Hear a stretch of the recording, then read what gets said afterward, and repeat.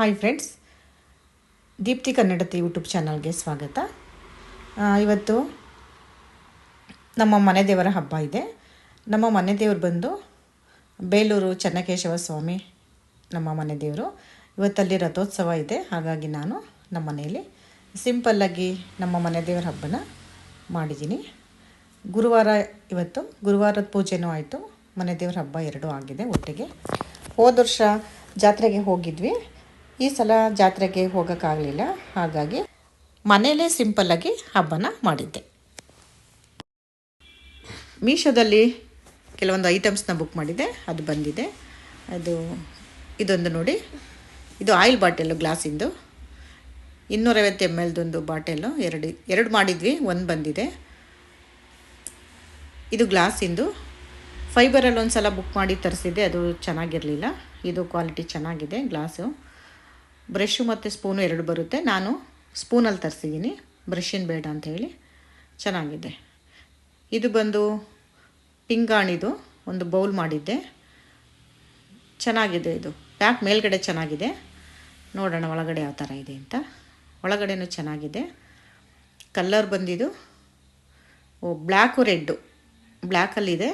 ನಾನು ಮಾಡಿದ್ದು ಆರೆಂಜ್ ಮತ್ತು ರೆಡ್ ಮಾಡಿದ್ದೆ. ನಾನು ಮಾಡಿದ್ದಲ್ಲ, ಇದು ಬೇರೆದು ಬಂದಿದೆ. ಆದರೂ ಪರವಾಗಿಲ್ಲ, ಚೆನ್ನಾಗಿದೆ. ಬ್ಲ್ಯಾಕ್ ಇದೆ, ಇರಲಿ.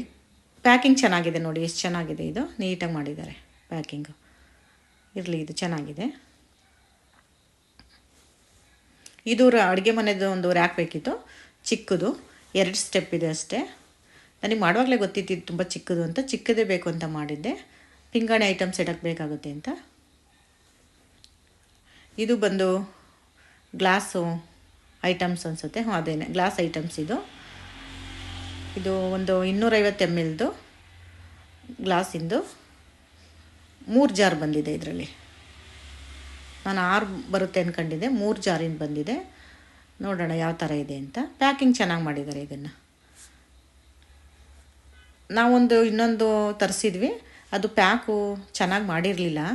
ಅದು ಓಪನ್ ಮಾಡಿದ್ರೆ ಒಳಗಡೆ ಎಲ್ಲ ಫುಲ್ಲು ಗ್ಲಾಸಿಂದು ಪುಡಿ ಆಗೋಗಿತ್ತು ಅಲ್ಲೇ. ಮತ್ತೆ ರಿಟರ್ನ್ ಹಾಕಿದ್ವಿ ಅದನ್ನು ವಾಪಸ್ಸು. ಅದೇನು ವಾಪಸ್ ಬಂದಿಲ್ಲ, ರಿಟರ್ನ್ ಹಾಕಿದ್ವಿ. ಇದನ್ನು ಸ್ವಲ್ಪ ನೀಟಾಗಿ ಮಾಡಿದ್ದಾರೆ, ತುಂಬ ಸೇಫ್ಟಿಯಾಗಿದೆ. ಇದು ಒಳಗಡೆ ಎಲ್ಲ ಸ್ಪಂಜ್ ಇದೆ, ಹಾಗಾಗಿ ಡ್ಯಾಮೇಜ್ ಆಗೋಲ್ಲ. ಈ ಥರ ಮಾಡಿದರೆ ಹಾಳಾಗಲ್ಲ. ಚೆನ್ನಾಗಿದೆ ನೋಡಿ ಗ್ಲಾಸು.